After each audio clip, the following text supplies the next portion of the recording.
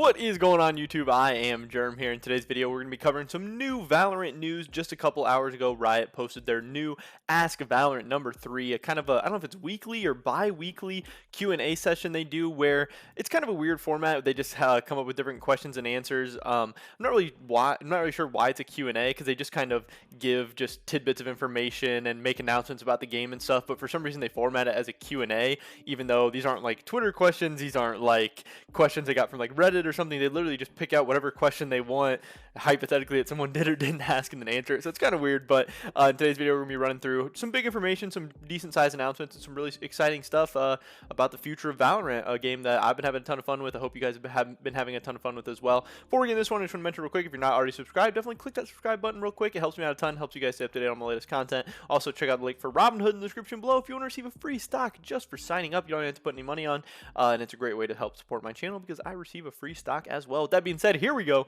Getting into Ask Valorant number 3, little run through.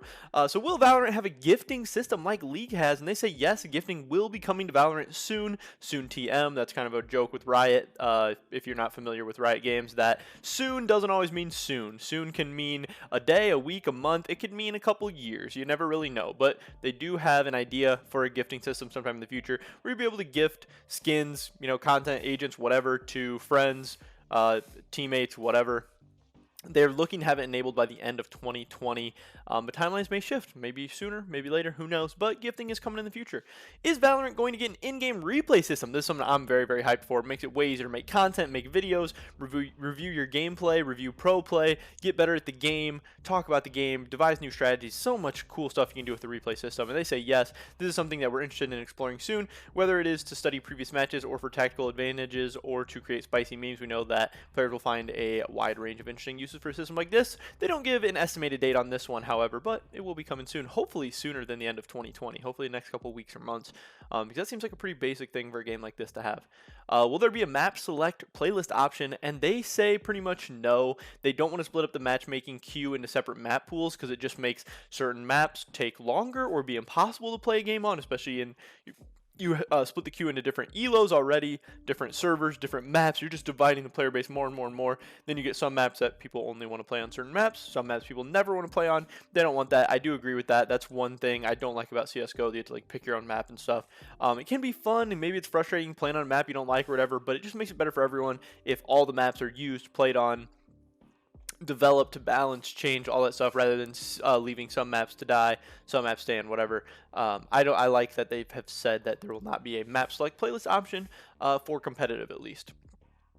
And then what does VAL want out of their observing client as it relates to esports? They say right now they know the tool in Valorant is bare bones, but it's something they're building together in the coming while. They want to use the, what is it called, the Ignition series to just learn and grow. And they pretty much say that there's going to be a lot of complexities. They want to improve their observing client to help with storytelling, to help from a competitive aspect. They obviously, Riot Games as a company knows that esports is very, very important as an advertising mechanism for their game, to grow their game, to make it more popular worldwide, to make more people, to catch their attention, but also just to grow esports, because there's a ton of money in future in esports in itself for the players, for different, obviously, esports companies and organizations and everything. So they are going to continue to develop and grow the observing client. But again, the game is very, very new. The esports is doing very well for how new the game is. And yeah, that's stuff that will continue to improve and grow. Because it is very, very different than the League of Legends observing client, so you can't really take a ton of things from that. They have to learn how to do an FPS right. But I believe in Riot. They've done an amazing job with esports in the past. I think they'll continue to do so. And then finally, how many Radiant tier players are there in the world?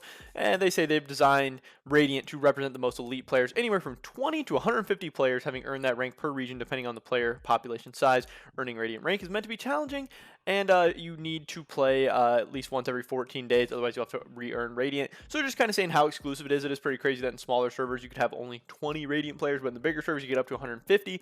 That's kind of interesting information to know, but I think people still want a ladder to be able to see where people rank in that Radiant rank.